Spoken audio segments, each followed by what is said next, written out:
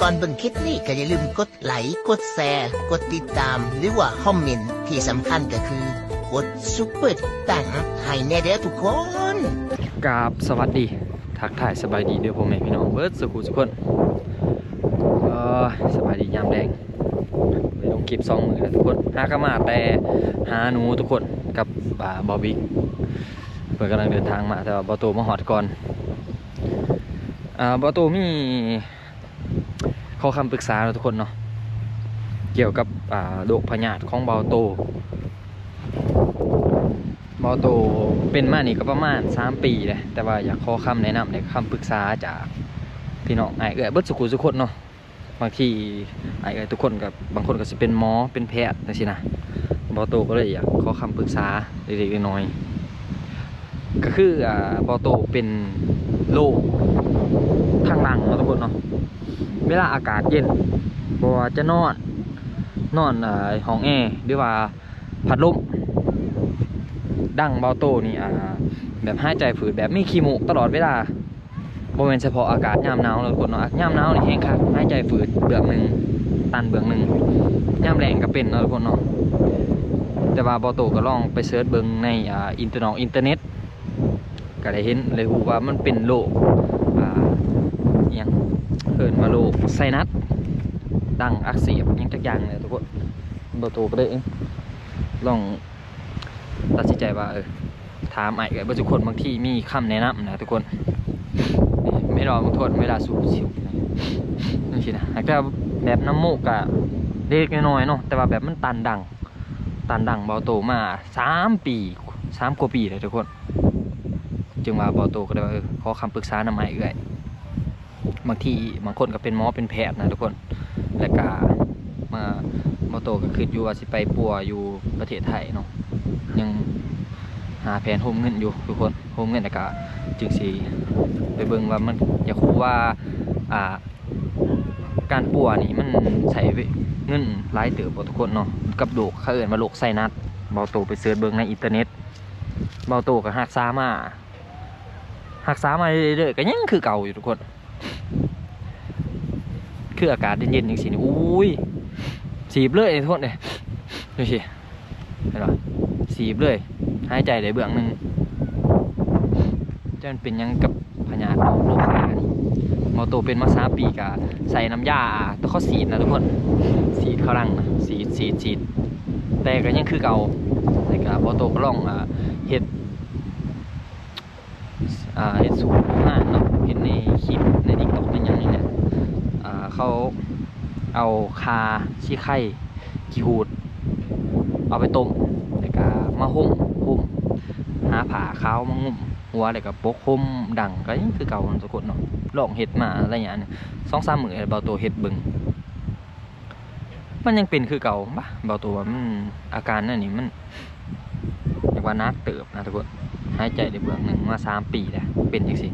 เพราะว่าแต่ยามแรงก็คือกันถือพัดลมน้อยนึงก็บ่ได้พี่น้องเอ้ยแต่ว่าเบาโตก็ได้ว่าโอ้ยเสียจะได้ตัดสินใจมีแต่ว่าถ้าปีหน้าเบาโตก็ได้ว่ามาขอคำปรึกษานำจากเบิดสุขคนเนาะที่ตามเบาโตเนี่ยมันปัวคือเขาสิไปปัวอยู่ประเทศไทยนี่แต่ว่าเบาโตต้องมีแผนเขาอยู่แล้วเนาะเขาไปอุบลราชธานีแต่ว่าอย่าพูดว่าค่าการปิดปัวนี่มันเบิดหลายบ่ทุกคนหอดบ่10,000 บาทเนาะอยากถามว่าสุขคนเกี่ยวกับโรคนี่หรือว่าไผมีคำแนะนำเนาะทุกคนเนาะเฮ็ดซื้อยานั้นยานี้มาให้กินจังซั่นจังซี่คอมเมนต์บอกว่าโตนี่ทุกคนว่ากินยานี่เด้อบ่โตลองเบิ่งเฮ็ดวิธีนี้เด้อบ่โตลองเบิ่งขอคำปรึกษาเนาะทุกคนเนาะบ่โตก็ถือว่าจนปัญญาแล้วลองปัวกินยามาหลายอันแต่แก้แพ้แน่ของฝากมาแต่ต่างประเทศกันยังบ่เศร้าบ่โตเองนี่แหละเนาะเพิ่นอยู่ออสเตรเลียกินยานะเพิ่นของพัวเพิ่นฝากมาแล้วก็ลองเบิ่งก็ยังคือเก่าอยู่โอ้บ่โตก็ถือว่าอาการคันนี่ก็ถือว่าสมควรเติบได้เวลาสีบนี่หน้าขึ้นมาพี่ขึ้นมาแถวหน้าบ่โตขึ้นมาเบิดสีบเขาเท่าไรแห้งเป็นตลอดเวลากับยามเช้าก็มีบางทีบางเทื่อก็มี น้ำข้อเขินข้อแผ่นเอาขี้เธอเนาะขอโทษเนาะมีขี้แบบน้ำเนี่ยมันเหนียวๆนะเวลาเอาถมออกมาโตจนโอ้พิลึกพิโลแท้อาการแน่นี่ถือว่าส้มควันเติบเลยทุกคนก็เลยมาขอคำปรึกษาน้ำไอเอื้อยเบิร์ดสุกูทุกคนลองคอมเมนต์บอกเบาโตเนี่ยเลยทุกคนเนี่ยมันอยากเศร้านะทุกคนไปใส่มาใส่มันจิกสะดวกถืออากาศเย็นกับโอ้ยจนแบบหายใจบางทีกับบางเทือกับบางทีมันตันเบิดซองนะมันตันเบิดซองกับนี่บางเทือหรอกเนาะทุกคนมันตันเบิดซองตันหลังนะจนหายใจทางไปคือถือสวงไขวัดนี่แห้งคักแห้งไปทางอื่นเลยไขวัดนี่เพียงเป็นเนี้ยเป็นก็เป็นประมาณอาทิตย์1 2 อาทิตย์จึงเศร้าโอ้ยทุกคนเลยฝากทุกคนคอมเมนต์เลยทุกคนเด้อเมื่อยนะทุกคนเนาะแบบมันหายใจได้แต่เบื้องเดียวนะมันหายใจบกหักปกติเฮาค่ะหายใจซองหลังนะมันจึงสะดวกสบายขอคำปรึกษาเลยทุกคนฝากทุกคนคอมเมนต์ให้เบาโตเนี่ยมาค่าปินปัวอยู่อันนี้มันถือเท่านี้เท่านี้ประมาณหรือว่าประมาณเท่านี้ก็ได้นะทุกคนเนาะ6,000 บาทบ่หรือว่า10,000นี่สินะเบาโตก็พอได้สิเกี่ยมเงินเกี่ยมคำไว้ที่จะขึ้นไปปัวอยู่อุบลอยู่ประเทศไทยอะไรทุกคนเลยเพราะว่าอยู่ลาวเฮามันก็บอกแล้วมันก็เครื่องมือยังบ่ทันสมัยพอนะปัวบอกแล้วก็บอกโอเคปานใดบ่แม่นว่าเอาประเทศตัวเองตามเขาเห็นตัวจริงนี่แหละเนาะทุกคนเนาะเอาไปหมองมันจบประเทศไทยคนแหละสบายกว่านี่แหละทุกคนคลิปนี้เบาโตกับขอฝากด้วยทุกคนเด้อเดี๋ยวยังสิไปขวดหนูได้หนูหน้ามาอยู่เพื่อนมาห้อมหน่อยพากันไปหาหนูมาโอ้ยแสบๆน้ำกันมือนี่ทุกคนกดลืมปิดคลิปพากันกินปลาสมกับผัดเผ็ดนูน่าเมื่อกี้ทุกคนจนกินแล้วยุกนึงเนาะกินอยู่บ่นูน่าไม่ดีกินอยู่บ่นูน่านี่นูเลยบ่เคยกินนูบ่ทอดปลาสมวันใจบ่นะบ่ได้จับกินเลยโอ้กะแบบเบาโตเราไปเนาะทุกคนเนาะแต่เบื้องหน้าไปนะขอทุกคนฝากคอมเมนต์ให้เบาโตเลยทุกคนเด้อเพราะว่าเป็นมาลุนมานานเลยกับดังเลยแต่เสียบาจะได้ผัดเผ็ดฮะคือบุปีกอ่ะโอ้ยกระเทินตัวเดียวบอกไงมันเห็ดผัดเผ็ดน้องหน้าทุกคน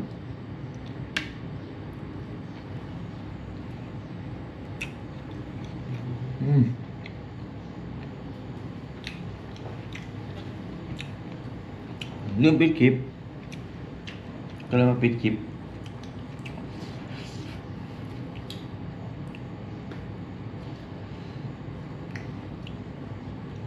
ครับผสมเสียดายถอดใจไข่คักมันยังเอาได้เลยคือคือปลาไก่เหรอมึงนะหนูบอกอะไรไปก็มันเด้เพื่อนน้องชายบวิกนะทุกคนแหละเดินมันใหญ่อีกตัวหนึ่งนะเอามันหมดละตัวนั้นเป็นตัวใหญ่พอว่าตัวเอาเฟื่องทุกคนหยัดใจบุมันนะเผาจูดกับลมควันมันพริกเบาตัวได้ปูอยู่หน้าบ้านบวิกพดด้วยเหนียวธรรมศาสตร์นี่ทุกคน